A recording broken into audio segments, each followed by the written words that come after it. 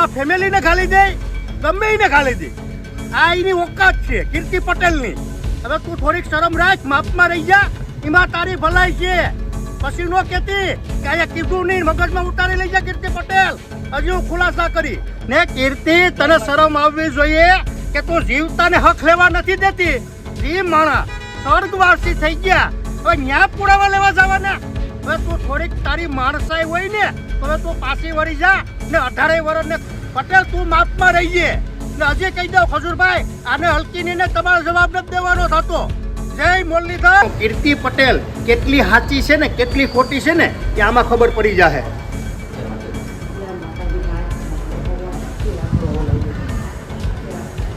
મિત્રો, આ છે ભદુભાઈ ને આ છે ભદુભાઈના પપ્પા.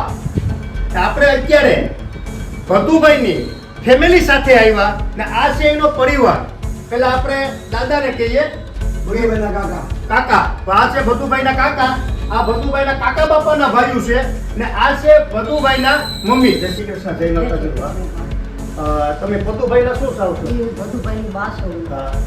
ભદુભાઈ કેથી રાજી થઈ અને એ બધાને હારે ફરવાઈ ગયો હતો. ખજૂરભાઈ હારે એના ભાઈઓ હારે એ ફરવાઈ ગયો હતો અને એ ત્યાં પાણીમાં નાહવા પડ્યો અને કચરામાં કે અહીંયા ગારામાં કે એમાં એ ખૂટી ગયો છે.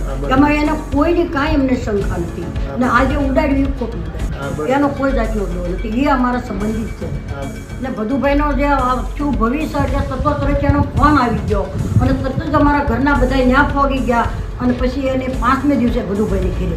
જય માતાજી દાદા. જય માતાજી.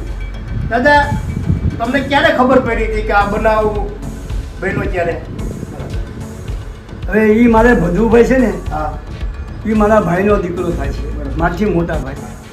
મારા મોટા ભાઈ પણ ગેરહાજર છે. હા, બરોબર. એટલે એ ભાઈ નીતિનભાઈ જ્યાં ગયા હતા નાવા, હા, હા, એ મારા મામાના છોકરાના છોકરા. હા, બરોબર છે. જાની દાદાને હું સગા મામા ફૂઈના. હા, બરોબર. એટલે અમારું ફેમિલી એક હારે જતું હતું. હા, બરોબર. એ બધા નાવા ગયા, એમાં એ ડૂબી ગયો, હા, બરોબર. પાણીમાં પડ્યો. એટલે તરત નીતિનભાઈનો મારી પર ફોન આવ્યો કે મામા આમ બન્યું છે. અમે સમાચાર મળ્યા અને અહીંથી રવાના થયા બરોબર. સાપુતારા. 2-2.5 કલાક અમે ત્યાં પહોંચી ગયા. પછી ત્યાં બધા એના તરૈયા હતા આજુબાજુના, એ બધા ઢૂંઢતા હતા, ગોતતા હતા. અને જે તેને કીધું છે કે એના પરિવારને ખબર નથી. 3 દિવસે ખબર પડી અમને. બન્યા પછી અડધો કલાકમાં અમને મેસેજ આવી ગયો અને અમે 2-2.5 કલાક અહીંયા પહોંચી ગયા. 6 દિવસ અમે ત્યાં આવ્યા. 5મે દિવસે ઓટોમેટિક લાશ બહાર નીકળી અને અમે ઘરે લઈને આવ્યા. પછી એનો રિપોર્ટ આવ્યો, ઓટોમેટિક પર આવ્યું. પાણી ડૂબી પાણી પીને ઓફ થઈ ગયો. એમાં કોઈ જાતનું શક નથી, કોઈ કાંઈ કર્યું નથી, કોઈ કાંઈ માગતા નહોતા. ને આ પરિવાર છે ને મારા મામાના દીકરાના દીકરા છે ને આજની તારીખમાં અમે એક ભાણામાં ખાઈએ છીએ ને અમારે સંબંધ છે. એટલે આ વાત જે વિડીયો ફરે છે એ તદ્દન ખોટી છે. હું એનો કાકો છું અને પરિવારમાં છું. અને આ મારા ભાભી કે મારા મોટા બા છે, મારા છોકરા મોટા ભાગે, તમે મોટા ભાગે, આ બધું બંને બા છે. એટલે આ વાત તદ્દન ખોટી છે અને તરત અમે ત્યાં પહોંચી ગયા હતા. જય માતાજી. આ કીર્તિબેન પટેલ જે પદુભાઈ કહે છે એ વાત ખોટી છે. એનું નામ પદુ નહીં પણ એનું નામ ભદુભાઈ છે અને સાચું નામ છે જયેશભાઈ દવે. અને એ એમ કહે છે કે એક્સપાયર થઈ ગયા ભદુભાઈ ત્યારે એના પરિવારને 3 દિવસે જાણ કરી એના મમ્મી પપ્પાને. એ વાત તદ્દન ખોટી છે. કેમ કે મારા ભદુભાઈ એક્સપાયર થઈ ગયા 2006ની સાલમાં અને એમના પપ્પા એટલે મારા મોટા પપ્પા 1991ની સાલમાં એક્સપાયર થઈ ગયા છે. તો એ કઈ રીતે કહી શકે કે એના પપ્પાને જાણ કરી એને મમ્મીને જાણ કરી 3 દિવસે? એ વાત તદ્દન ખોટી છે. તરત જ ફોન આવી ગયો હતો અને મારા પપ્પા, મારા કાકા અને અમારો પરિવાર 2 કલાકની અંદર ત્યાં પહોંચી ગયો હતો અને શોધખોળ ચાલુ કરી દીધી હતી. આ કીર્તિબેન બોલે છે કે આ બધુંનું આમ છું ને આમ છું ને એ બધું ખોટું છે. બધું મારો દીકરો છે અને નીતિને યતિને એ મારો દીકરા જ છે. અમારે કોઈ લેવા દેવા નથી. આ બધી આવું ખોટું બધાને ઇન્જામ લગાડે છે, બાકી એનો કોઈ દોર નથી.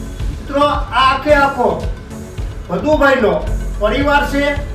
આ એના કાકા છે, આ એના મમ્મી છે. મિત્રો, 18 વર્ષને કહેવા માંગુ કે આ આખી સચ્ચાઈ આખું આ બધું બહાર પડી ગયું. એટલે મારે ખાલી એટલું જ કહેવાનું છે કે કીર્તિ પટેલ હાવ ખોટી છે આ બાબતો પર એને કઈ ખબર નથી, તો એ ખોટો બકવાસ કરે. મિત્રો 18 વર્ષને ખબર પડી ગઈ છે. અમે અત્યારે સુરતની અંદર આપણે પદુભાઈ એના ઘરે એના ફેમિલીને મળી લીધું. મિત્રો તમે 18 વર્ષ હવે તમે ન્યાય કરજો કે કીર્તિ પટેલ મિત્રો કેટલા હૈદે ને કેટલી ખોટી છે ઈ.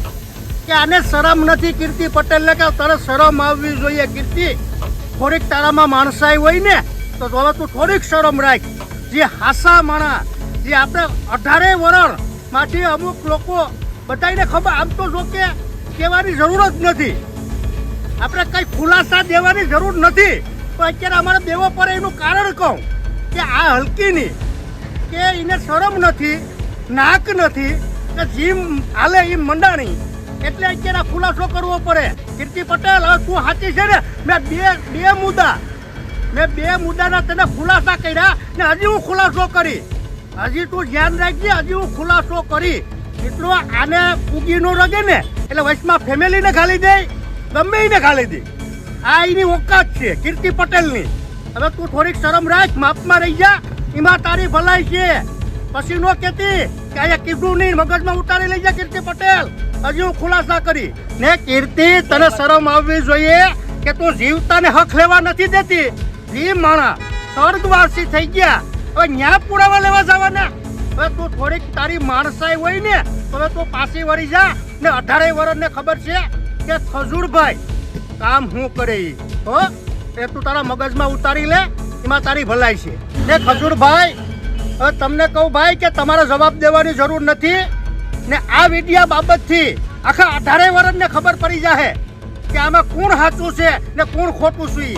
ને ભાઈ તમારા કામ બોલે, હજુરભાઈ તમારા કામ બોલે, સમજાણું ને? મને તો એટલી આશા છે કે 18 વર્ષ અત્યારે હાલમાં સપોર્ટ કરે જ છે ખજૂરભાઈને, અત્યારે કરે કે કીર્તિ પટેલ તું માપમાં રહીએ.